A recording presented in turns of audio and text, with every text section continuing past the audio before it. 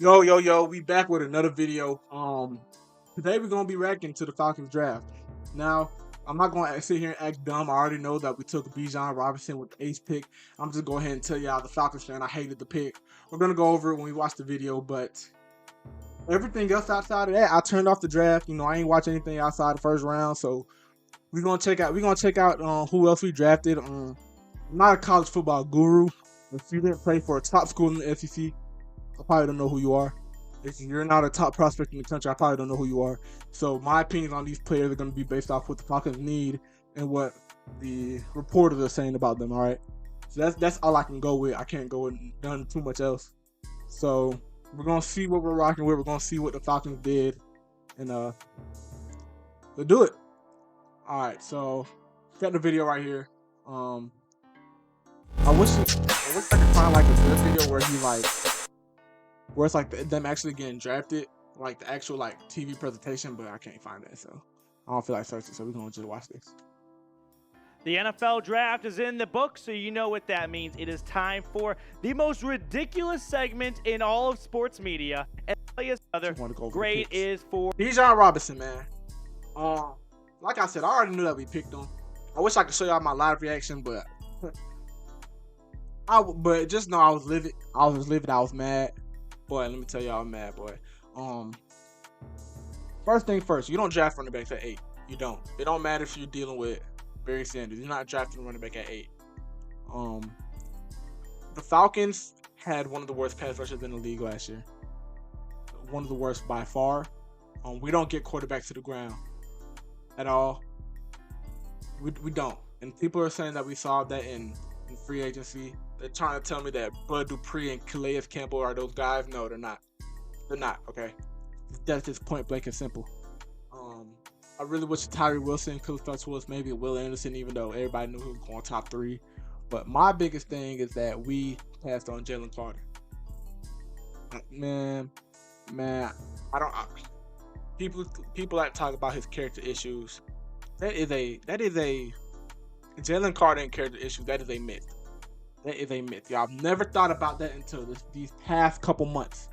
I mean, no. These past couple months.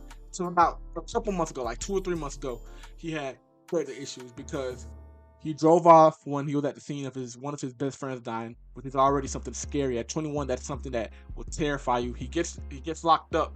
He goes to jail. About a week or 2 later, he has his combine. He's out of shape. Nobody's thinking about the fact that he just got out of jail. Now I get it. It's a cold world. Nobody's waiting on you. But I don't see nothing about character issues. Where do y'all get character issues out of that? Where do y'all see that he has bad character from? This man was at the scene of a death, and he was like a cause of that. They was racing, and now all of a sudden he got character issues. Man, who y'all know that don't race? Yeah, but we like fast cars, man. We like to race. Not when I say we, I'm talking about us as Americans. That's what we do. But so we passed up on Jalen Carter. He's going to be a Pro Bowler. He's a can't miss prospect. Literally can't miss. You can't mess with him. Best prospect in the draft by far, in my opinion. Better than Bryce Young, better than Bijan. When we passed on him, even though our D-line is weak. Now with that, on top of that, we could have made our secondary better. Good coverage leads to sacks as well.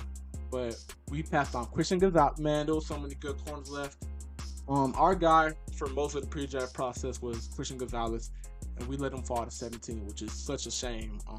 We missed out on him. But man, our franchise is a joke. The Falcons are a joke. We drafted a running back.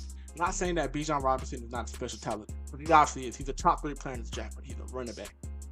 If you can find an NFL level athlete that knows how to hit a hole, that knows how to bend, break, and bounce, whatever the term is on inside zone, who knows how to cut up on outside zone, who knows when to stretch on outside zone. If you have an NFL level athlete that can do that, and you have good O-line blocking, you're good. You're gonna have a good rushing attack, man. But we decided to just go for I don't know if it was the name or I don't know if they just really like the kid. We could have traded back even. We could even trade it back, but at 8, it's just the value is not there, man. And I was livid the day that we took him. But hey, it is what it is. I give this like a D plus, a C minus. Really bad draft choice for us. But let's look at these other couple of guys though.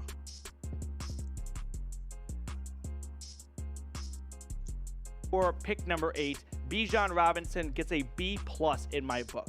I am more optimistic about this pick than other people. Pros, they were Sputterson in their backfield, running back. I already know about Bijan Robinson. The I'm draft, skipping on scouting for it. He probably says the same thing I says. Question and debate. Another thing about him, people are saying that he's a receiving threat. I haven't seen that. I'm not tripping. Am I missing out something? I don't know. Y'all gotta let me know. But people are saying he's a receiving threat. I haven't seen that from him. But it's not like I'm flocking and I'm studying his film. I've never done that. I don't even think I watched like one Texas game against Bama this year. So, yeah. We have a little typo, but we fixed it on the fly. So Bergeron was a pick that, I'm gonna admit, I was not jazzed up about at the time, right? They traded up to get him at number 38. So if you're moving up, I want to see them get a top-tier player. They go left tackle from Syracuse. He's gonna move to guard. He will be the left guard. I'm a fan of it. I think I'm a fan of it. Strengthen up our O-line a little bit. Still mad we haven't gone defense yet, but we strengthen up our O-line a little bit. Hopefully he come in and start. He's big. I don't know much about him. I just know he's from Canada, and I know he played at Syracuse. I don't know much about him, but we're gonna learn as time goes on. Let's see his pros and cons. Needs to improve his hands and struggles to recover once he gets beat. Well, we're going to be running the ball a lot. You ain't got to worry about pass pro. We got Desmond Ridder. We're not throwing the ball that much. For a to guy, very efficient in hand play in space. Let's read this. Bergeron is very efficient in his movements and great as well as a run blocker. Like I said, a lot of run blocking needed. Inconsistent base and hand placement are gateway issue. That's all coachable. It's disruptive rhythm and ability to finish, especially in phase and space. And so star talent. Those skills might be maximized inside as his own blocking guard. Yeah, I can see him, but I can see him getting most of guard. He seems like a guard. I haven't watched him at all, but it just seems like I don't know where I'm getting that from. But who else we got?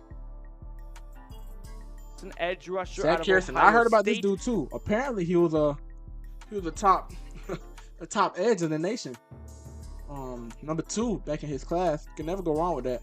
I don't know how his production was at Ohio State. I'm gonna give it a C+. I'm not watching anything in the SEC. A lot of great traits. I'm not too much watching. I watched him play against Georgia. I remember good height, good weight. One of our plays, 6'5", 274 pounds. He can be a down lineman. He could come off the edge. He doesn't have that great first step or speed that you like to see out of edge rushers. For Ohio State last year, just 3.5 sacks and 8 tackles for loss. 3.5 sacks. Gotta bring that production up, man. Needed to produce. So this is a Ryan Nielsen project, right? This is a pick where Fontenot brings Nielsen in on the loop and says, hey, here's a blank canvas. The guy's 6'5", 274. Can you make him into a 8-9 sack type player, a good Robin for a future Batman we might draft next year or sign in free agency? If Nielsen's in, then I want to believe in the new DC. But I'm going to be a bit hesitant and give it a C+ for now. Now, make sure to subscribe, by the way, as we get more 15 out of 4 who I'm giving this a cornerback, and I love it. Clark Phillips out of Utah. I'm giving this an A- grade. Finding Clark Phillips in round 4, who I thought might go round 2, could be one of those picks where in a few years we look back and go, what an all-time steal by Terry Fontenot. He's a bit undersized, which maybe that's the reason why he slipped into day 3 and out of day 2. Just 5'9", 184, but he plays so much bigger than that. He's got great instincts. 184 at 5'9" is pretty good, though. Gotta watch him play, though, man. Utah, they won the Pac-12 in it. Yeah, they won the Pac-12. Could be a good player. And awesome ball hawking skills. Dane Brugler added this on. Phillips doesn't have elite size or speed and needs to limit the big plays allowed. But his read-react athleticism, competitive instincts, and ball skills will translate well to NFL coverage. He has the skill set of a playmaking nickel capable of seeing outside reps as well. Like I like how we attack the nickel. We have a good amount of nickels. We can use some more though. So I like how we attack that position. He's definitely gonna be a nickel guy. Don't ever see him be an outside guy. I mean, look at it. He doesn't have elite size or speed. Speed is big. but he could be close to the ball, make plays around the ball. It depends on how they say he got good ball skills. Depending on how the type of player he is, he can stay close to the ball, do stuff like that. So I like it. I gotta watch film on him, or I gotta see others watch film on him. This is the next guy. 6 picks, 6 starter in Salt Lake City, original outside, and boom, out of Utah, baby. Favorites. Next up, be nice to round 7 picks here. We're talking about he actually led Marco the Ham in tackling this year and in interceptions last season. Okay. So he's got a knack for being in the midst of every single play, it looks like. So for round 7, 224, I don't really care what position it is. We like this move by Atlanta. What school? Bama, yeah, I knew that sounded familiar. 6 foot, dang near 6'1", 23-year-old, kind of old. Older guy, they come in, they started a little bit earlier. Don't know too much about him. Tom Downey had him ranked as his 23rd over for the super tough player. Free safety, yeah, I was about to say, because we got Jesse Bates, but if he's likely a strong safety, he can play next to Jesse Bates. Plenty of reps, but not a ton of splash plays. High football IQ. Love guys like that. Hey, you can never go wrong. You can never go wrong with a player from Bama, ever. Such a 24/7. See how good he was in high school.